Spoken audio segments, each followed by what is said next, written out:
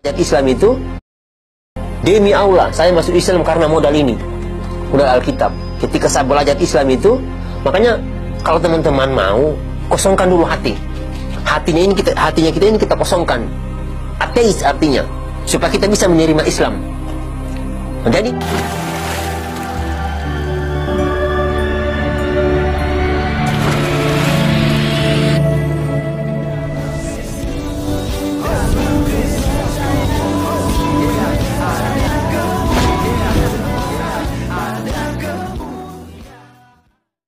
Bismillah abi wal ibni wal rohil kudus ilahu wahid. Salam elechem bisem Yeshua Hamasiah. Berjumpa kembali dengan saya teman-teman sekalian Arif Gula di channel TV Laskar Kristus ini. Dan pada kesempatan kali ini kita akan menanggapi seorang mu'alaf yang katanya saya masuk Islam karena Alkitab. Saya percaya kepada Muhammad dan Allah Subhanahu wa taala karena Alkitab. Begitu latangnya. Ya. Ini adalah orang-orang yang tolol, goblok teman-teman sekalian. Kalau dia belajar Alkitab dengan baik, ya mustahil dia meninggalkan Tuhan Yesus Kristus.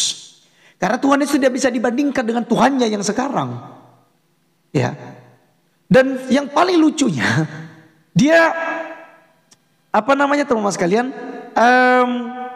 mengatakan bahwa dia masuk ke agama Islam itu karena di dalam ayat Alkitab ya Yohanes pasal yang ke-14 itu ayat yang ke-15 katanya sampai ke-21 ya. Itulah yang mengantarkan dia masuk ke agama Islam. Nah, seperti apa teman-teman sekalian? Apakah ketika kita membaca Alkitab, kita masuk Islam? Kayaknya sih enggak ya. Jadi mau berpuluh-puluh kali pun kita membaca Alkitab itu berulang-ulang, tidak pernah mengantarkan kita untuk masuk ke agama Islam. Buktinya saya sampai hari ini. Bahkan tidak pernah mimpi sedikit pun. Ya, karena saya nggak ada urusan dengan Islam. Ya, itu catat baik-baik. Mari kita mendengarkan dulu teman-teman ocehannya yang ada berikut ini. belajar Islam itu, demi Allah saya masuk Islam karena modal ini, modal Alkitab. Ketika saya belajar Islam itu, makanya kalau teman-teman mau, kosongkan dulu hati. Hatinya kita ini kita kosongkan. Ateis artinya, supaya kita bisa menerima Islam. Jadi saya belajar Alkitab ini, saya temukan ayat. Jadi saya paparkan di sini. Ayat yang pertama, poin yang pertama di Yohanes 14 ayat 15 sampai 21. Kita buka ayatnya, ayat 15 dan 16. Ini kata Alkitab. Ini yang menjadi pedoman saya masuk Islam. Nanti akan beruntun tuh.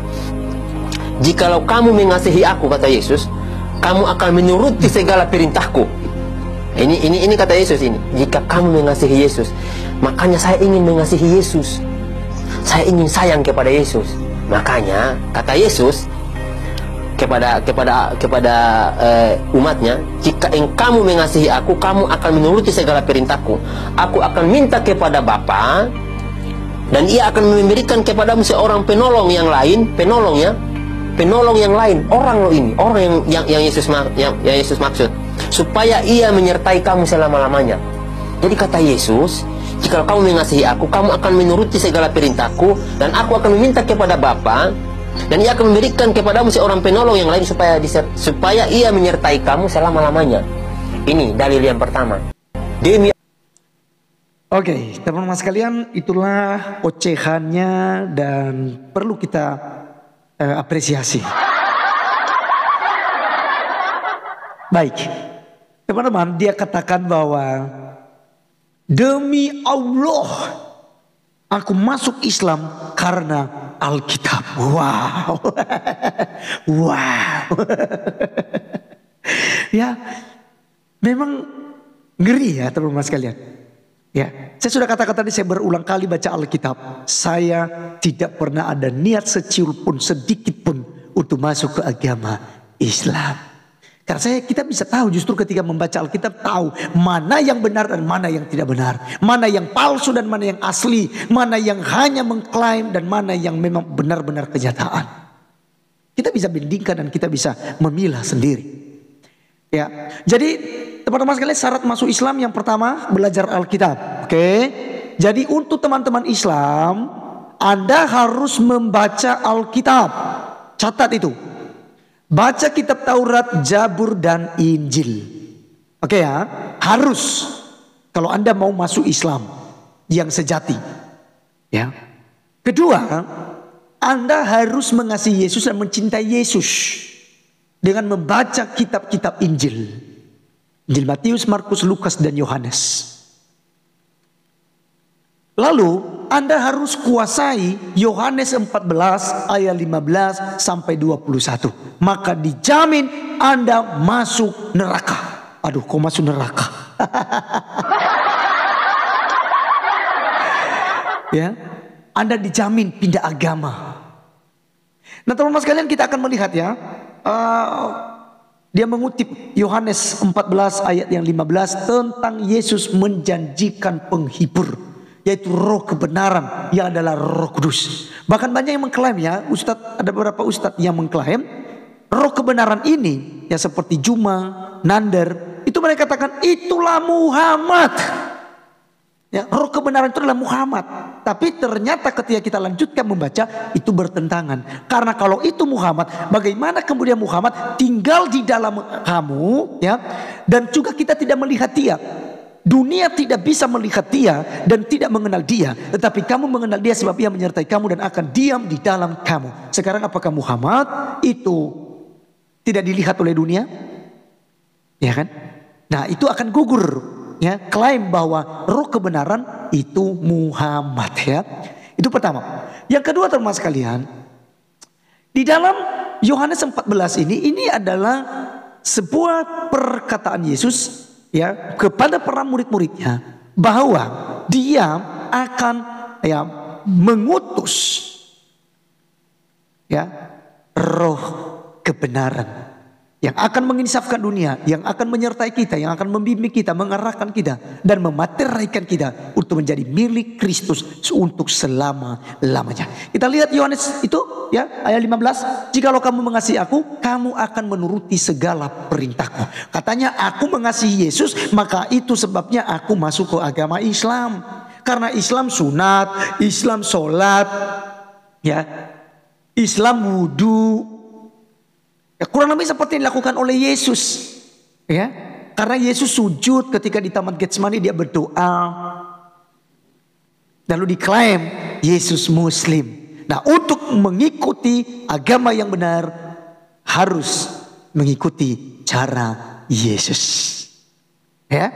Nah, ayat 16, aku akan meminta kepada Bapa dan ia akan memberikan kepadamu seorang penolong yang lain.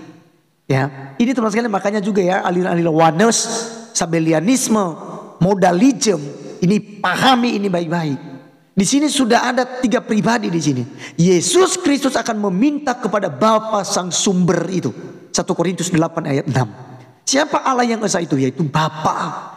Ya, kemudian dikatakan memberikan kepadamu seorang penolong yang lain supaya ia menyertai kamu selama-lamanya, yaitu Roh Kudusnya Tuhan yang menyertai kita, yaitu roh kebenaran. Dunia tidak dapat melihat menerima dia sebab dunia tidak melihat dia dan tidak mengenal dia, tetapi kamu mengenal dia sebab ia menyertai kamu dan akan diam di dalam kamu. Aku tidak akan meninggalkan kamu sebagai yatim piatu, aku datang kembali kepadamu. Tinggallah sesaat lagi dan dunia tidak akan melihat aku lagi, tetapi kamu melihat aku sebab aku hidup dan kamu pun akan hidup. Pada waktu itulah kamu akan tahu bahwa aku di dalam Bapa-Ku dan kamu di dalam aku dan aku di dalam kamu. Barang siapa memegang perintahku dan melakukannya, dialah yang mengasihi aku, dan barang siapa mengasihi aku, ia akan dikasihi oleh Bapa-Ku, dan aku pun akan mengasihi dia dan akan menyatakan diriku kepadanya. Jadi di sini selesai ya teman-teman sekalian ya. Ya, di sini ada Bapa, ada Yesus Kristus dan ada Roh Kudus. Jadi si mu'alaf tadi, kalau dia katakan karena ayat inilah yang mengantarkan dia untuk masuk ke agama Islam, maka saya katakan dia goblok, ya, goblok, ya. Dia goblok teman-teman sekalian, goblok, ya. Tidak pakai otak, katanya berlogika, pakai otak katanya, tapi ternyata nggak pakai otak. Ya, Jadi tidak ada korelasinya, tidak ada yang mengantarkan kamu di sini untuk masuk ke agama Islam. Baik teman-teman sekalian, sekian video kali ini. Sampai ketemu di video berikutnya. Tuhan Yesus memberkati kita semua. Salam.